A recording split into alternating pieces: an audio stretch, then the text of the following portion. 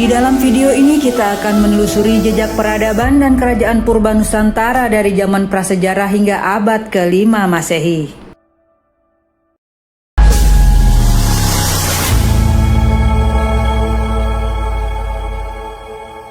Dahulu kala sebelum Indonesia menganut sistem demokrasi seperti sekarang ini, Indonesia merupakan negara dengan jumlah kerajaan yang cukup banyak dan juga besar.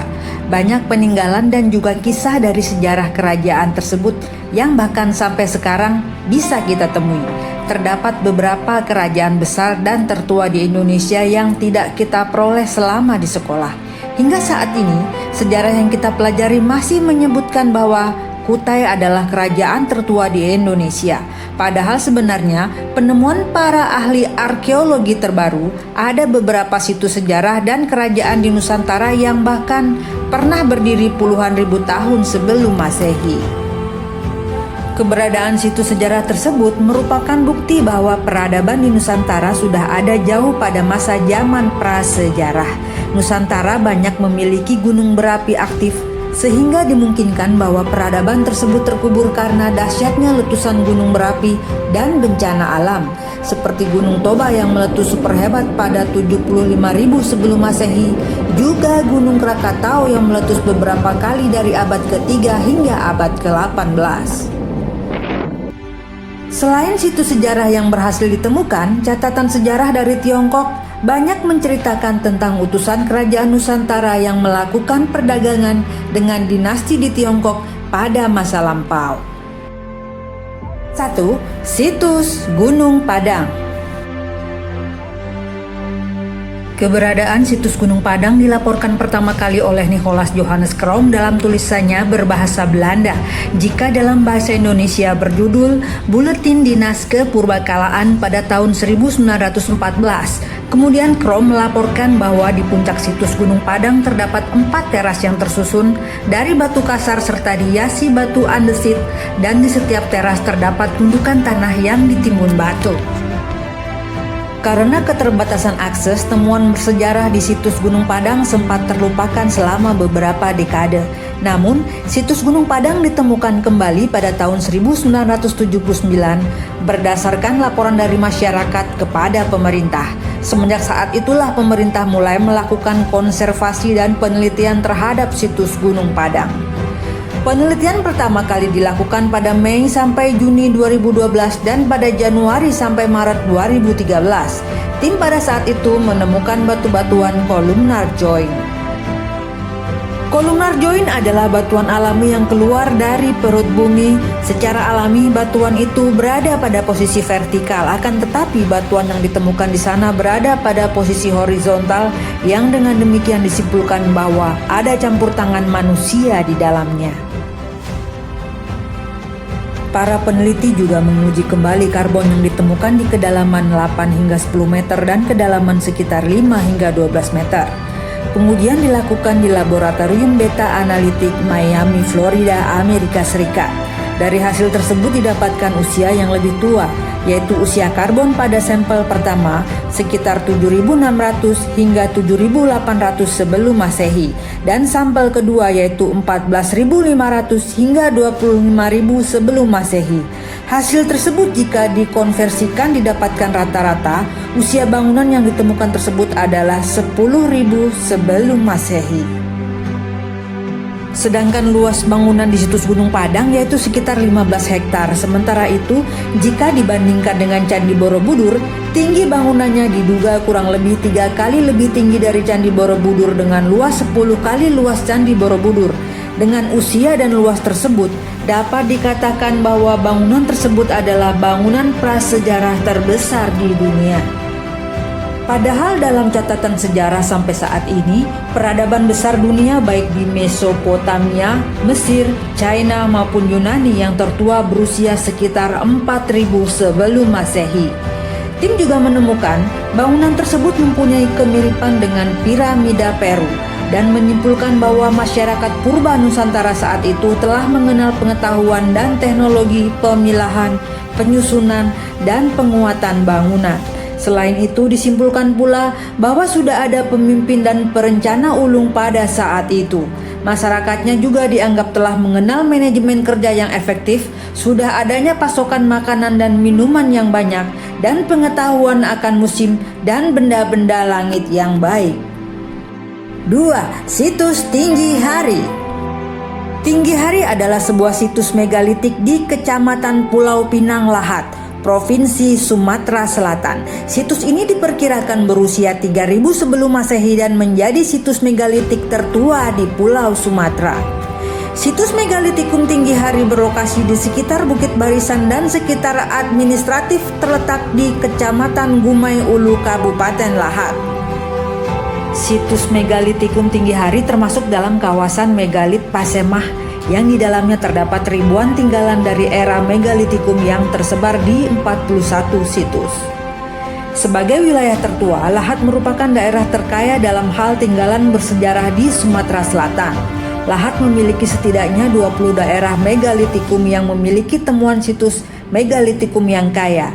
Para arkeolog percaya bahwa daerah Pasemah yang berlokasi di Lahat Pagar Alam dan Empat Lawang merupakan tempat yang telah dihuni oleh peradaban manusia sekurangnya 2500 tahun yang lalu. 3. Kerajaan Nan Sarunai.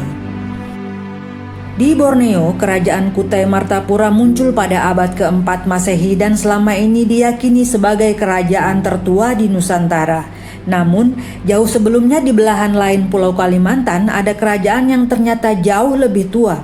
Namanya Kerajaan Nan Sarunai yang diperkirakan sudah berdiri sedari zaman purba alias prasejarah. Nan Sarunai didirikan orang-orang Dayak Manyan, salah satu sub-suku Dayak tertua di Nusantara, khususnya di Kalimantan bagian tengah dan selatan. Apakah Nan Sarunai sudah layak disebut kerajaan atau belum memang masih menjadi perdebatan. Namun yang jelas pemerintahan di Nan Sarunai berlangsung sangat lama. Eksistensi kerajaan Nan Sarunai baru berakhir setelah datang pasukan Majapahit dari Jawa pada pertengahan abad ke-14 Masehi. Nan Sarunai diruntuhkan, orang-orang Dayak Manyan tercerai-berai. Namun nantinya kerajaan ini menjadi embrio terbentuknya entitas masyarakat Kalimantan Selatan, cikal bakal Kesultanan Banjar. Nan Sarunai diyakini berada di Amuntai, daerah yang terletak di pertemuan Sungai Negara, Sungai Tabalong, dan Sungai Balangan yang bermuara di Laut Jawa.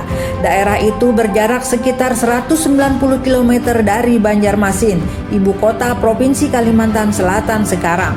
Salah satu jejak arkeologis yang digunakan untuk melacak keberadaan Nan Sarunai adalah ditemukannya bangunan candi kuno di Amuntai. Candi ini dikenal dengan nama Candi Agung yang dipercaya menjadi salah satu simbol eksisnya peradaban orang-orang Dayak Manyan di masa silam. Pengujian terhadap sampel arang candi yang ditemukan di Amuntai itu menghasilkan kisaran angka tahun antara 242 hingga 226 sebelum Masehi. 4. Kerajaan Kandis. Kerajaan Kandis diperkirakan berdiri sejak abad ke-1 sebelum Masehi, mendahului berdirinya Kerajaan Melayu dan Dharmasraya di Sumatera Tengah. Kandis diyakini sebagai kerajaan Minangkabau tertua di Sumatera serta Kepulauan Indonesia pada umumnya. Pada abad ke-13 Masehi di Nagara Kertagrama bekas wilayah kerajaan Kandis masih disebut dengan Kandis. Disebutkan sebagai salah satu wilayah Majapahit dalam sebuah karya sastra Kakawin Nagara Kertagama ditulis pada tahun 1365 oleh Empu Prapanca, seorang bekas pembesar urusan agama Buddha di Istana Majapahit. Dua tokoh yang sering disebut sebagai raja kerajaan ini adalah Datuk Perpatih Nan Sebatang dan Datuk Katumanggungan. Kehidupan ekonomi kerajaan Kandis ini adalah dari hasil hutan seperti damar, rotan, dan sarang burung layang-layang, juga dari hasil bumi seperti emas dan perak. Daerah kerajaan Kandis kaya akan emas sehingga Raja Tunggal memerintah untuk membuat tambang emas di kaki Bukit Bakar yang dikenal dengan tambang titah. Artinya tambang emas yang dibuat berdasarkan titah raja. Sampai saat ini bekas peninggalan tambang ini masih dinamakan dengan tambang titah. 5. Kerajaan Salakanagara. Kerajaan Salakanagara adalah kerajaan di Nusantara yang berdiri antara 130 hingga 362 Masehi. Salakanagara diyakini sebagai leluhur suku Sunda karena wilayah peradaban keduanya sama persis. Pendiri dan raja kerajaan Salakanagara bernama Dewa Warman I yang memerintah antara tahun 130 hingga 168 Masehi dengan gelar Prabu Darmaloka Haji Raksagapura Sagara. Wilayah kekuasaan kerajaan Salakanagara meliputi daerah Jawa bagian barat, termasuk pulau yang terletak di sebelah barat Pulau Jawa dan laut yang membentang sampai Pulau Sumatera.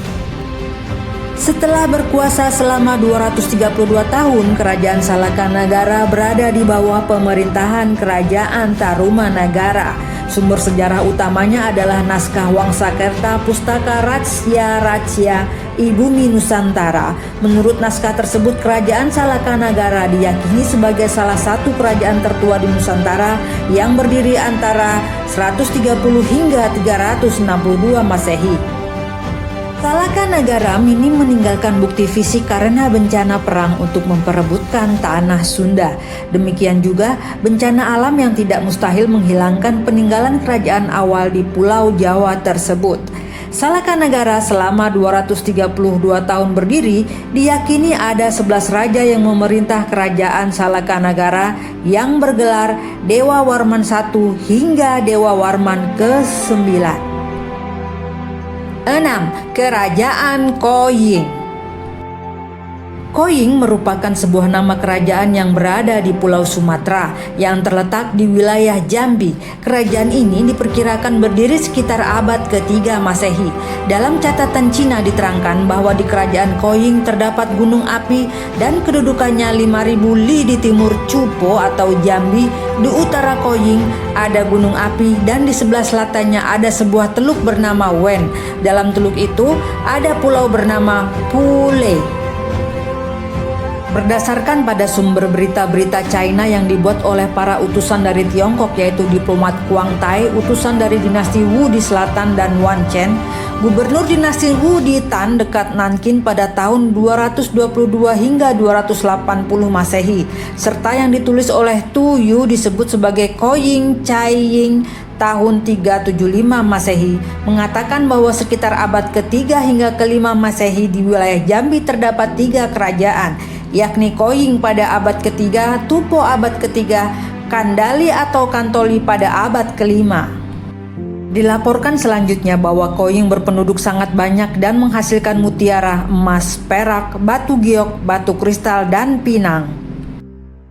Dalam geografi kepustakaan dinasti Han, Hansu di Li Si, terdapat catatan yang mengatakan bahwa semenjak pemerintahan Kaisar Wu di tahun 140 sebelum Masehi sampai 87 sebelum Masehi, sudah terdapat hubungan resmi antara dinasti Han dengan sebuah kerajaan di Jawa atau Sumatera bernama Diao Bian atau bahasa Tionghoa Dewa Varman. Hubungan di kerajaan Cina dengan kerajaan alam Melayu pada awal kurun Masehi tersebut mempunyai kepentingan perdagangan, membeli mutiara, batu-batu permata, barang-barang antik, emas, dan bermacam kain sutra. 7. Kerajaan Kutai. Kerajaan Kutai Martapura adalah kerajaan bercorak Hindu di Nusantara yang memiliki bukti sejarah tertua berupa prasasti Yupa dan berdiri sekitar abad ke-4. Pusat kerajaan ini terletak di Muara Kaman, Kalimantan Timur. Nama Kutai diberikan oleh para ahli mengambil dari nama tempat ditemukannya prasasti yang menunjukkan eksistensi kerajaan tersebut. Informasi nama Martapura diperoleh dari kitab Salasilah Raja dalam Negara Kutai Kertanegara yang menceritakan pasukan kerajaan Kutai Kertanegara dan Kutai Lama menyerang ibu kota kerajaan. Hanya ada 5 nama raja yang tercatat dalam sumber sejarah, yakni 3 orang di prasasti Yupa beraksara Palawa dan 2 orang dalam kitab Salasilah Raja dalam negeri Kutai Kertanegara beraksara Arab Melayu. Adapun informasi lain yang menyebutkan daftar lebih dari 20 raja tidak berdasarkan sumber sejarah yang autentik. Nama Maharaja Kundungga oleh para ahli sejarah ditafsirkan sebagai nama asli orang Indonesia yang belum terpengaruh dengan nama budaya India.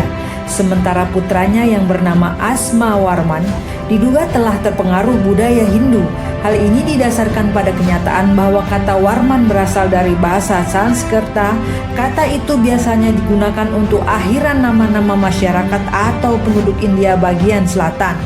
Pada salah satu yupa tersebut diketahui bahwa yang menjadi cikal bakal dari kerajaan Kutai adalah Kundungga yang diteruskan kepada Aswawarman. Kemudian ada pun pengganti dari Aswawarman yang memiliki putra sebanyak 3 orang, yaitu Mulawarman. Nampaknya pada zaman Mulawarman kerajaan Kutai mencapai masa kejayaannya. 8. Kerajaan Tarumanagara. Pendiri kerajaan Tarumanagara adalah Maharesi Jayasinghawarman dari India yang datang ke Nusantara karena kekacauan dan penjajahan oleh pasukan Maharaja Samudragupta dari kerajaan Magadha. Kerajaan ini mencapai puncak kejayaannya pada masa pemerintahan Raja Purnawarman yang berkuasa antara 395 hingga 434 Masehi. Di bawah kekuasaannya, rakyat dipimpin secara bijaksana dan Tarumanegara berhasil menguasai 48 kerajaan daerah. Dari sumber sejarah kerajaan Tarumanegara, diketahui wilayah kekuasaannya meliputi hampir seluruh Jawa Barat. Bukti tertua peninggalan arkeologi dari kerajaan ini adalah prasasti Ciaruten berupa batu peningatan dari abad ke-5 Masehi yang ditandai dengan bentuk tapak kaki Raja Purnawarman. Terdapat 7 prasasti dari abad ke-5 yang berhubungan dengan kerajaan Tarumanegara ditemukan di daerah Jawa Barat, Jakarta, dan Banten. Prasasti tersebut diantaranya adalah prasasti Ciaruten, kebun kopi, jambu, pasir awi, dan muara Cianten di dekat Bogor, prasasti Tugu di Jakarta Utara, dan prasasti Cidanghiang di Pandeglang, Banten. Prasasti itu menyebutkan nama raja yang berkuasa adalah Purnawarman. Pada 669 Masehi, kerajaan Tarumanegara runtuh. Raja Linggawarman yang baru berkuasa selama 3 tahun wafat. Tahta kerajaan secara otomatis jatuh ke tangan menantunya Tarusbawa. Pergantian kekuasaan ini menandai berakhirnya kerajaan Tarumanegara karena Tarusbawa lebih menginginkan untuk kembali ke kerajaannya sendiri, yaitu kerajaan Sunda yang sebelumnya berada di bawah kekuasaan Tarumanegara. Atas pengalihan kekuasaan ke kerajaan Sunda ini, kerajaan Galuh tidak sepakat dan memutuskan untuk memisahkan diri. Dengan begitu, wilayah bekas kerajaan Tarumanegara kemudian dibagi menjadi 2, yaitu kerajaan Sunda dan kerajaan Galuh dengan Sungai Citarum sebagai pembatasnya. 9. Kerajaan Kandali. Kerajaan Kandali atau Kantoli terdapat di pantai timur Sumatera di sekitar Jambi sekarang. Kerajaan ini muncul pada abad ke-5 hingga ke-6 Masehi. Ibu kota Muara Tungkai, raja dari Kandali bernama Sapala Nalinda, di mana hal ini merujuk dari sumber Tiongkok yang menyatakan bahwa Kantoli atau Kandali telah berkali-kali mengirim utusan mulai tahun 441 hingga 563 Masehi. Pada abad ke-7, kerajaan ini menghilang. Mungkin dikarenakan munculnya 2 kerajaan lain di pantai timur Sumatera, yaitu Melayu dan Sriwijaya. Dari kitab sejarah dinasti Liang diperoleh keterangan bahwa antara tahun 430 hingga 475 Masehi, beberapa kali utusan dari Holotan atau Kantoli datang di Tiongkok. Ada juga utusan dari Tolang, Po Huang. Kantoli terletak di salah satu pulau di Laut Selatan. Adat kebiasaannya serupa di Kamboja dan Champa.